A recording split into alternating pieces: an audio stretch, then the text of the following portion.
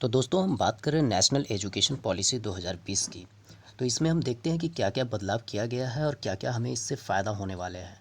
अगर हम देखते हैं तो 34 साल बाद देश की शिक्षा नीति में बड़ा बदलाव किया गया है। यहाँ पे एक फॉर्मेट तैयार किया गया है जिसमें 5-3-3-4 दिया गया है। 5 का मतलब होता है 3 साल प्री स्कूल क्लास 1 और 2। 3 का मतलब होता है 3-4-5 क्लास। फिर 3 का मतलब होता है 6-7-8 क्लास और 4 का मतलब होता है 9, 10, 11, 12। उसके बाद 4 साल का ऑनर्स होगा जो ग्रेजुएशन डिग्री होगी। उसके बाद 1 साल का पीजी होगा और फिर पीएचडी कर सकेंगे। यहाँ पे एमफिल करना कोई मस्ट नहीं होगा। रिसर्च फील्ड में जाने के लिए कोई ज़रूरी नहीं है कि हमें एमफिल करना ही है। उसके बाद यहाँ पे सबसे बड़ी बात है कि इस एजुकेशन सिस्टम से, इस एजुकेशन पॉलिसी से बेरोजगारी घटने के चांसेस है। छठी क्लास से ही बच्चे को ट्रेनिंग दी जाएगी जिसमें गार्डनिंग, कारपेंटर, कंप्यूटर्स आदि की शिक्षा शामिल होगा। जब विद्यार्थी 12th क्लास में होगा या पास करेगा तो उसके साथ एक हुनर भी जुड़ा रहेगा। किसी कारणवश यदि वह शिक्षा आगे नहीं रख पाता है तो उसके आधार पर उसे रोज़गार मिलने में आसानी होगी।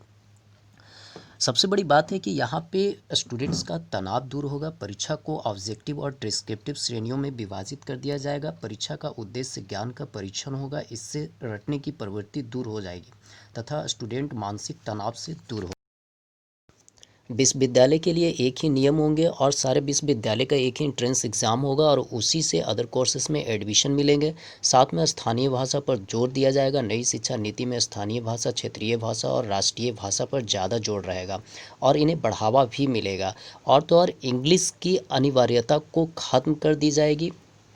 हालांकि भाषाएं थोपी नहीं जाएगी, वो विकल्प के तौर पर उपलब्ध रहेगी। शिक्षक बनने की प्रक्रिया होगी बहुत ही जटिल। नई शिक्षा नीति के लागू होने के बाद शिक्षक बनना आसान नहीं होगा। इसके बाद शिक्षकों के लिए कई तरह की लिखित परीक्षाएं के साथ साक्षात्कार भी होंगे। जो शिक्षक अभी हैं उन्हें भी अलग अलग तरह की ट्रेनिंग दी जाएगी।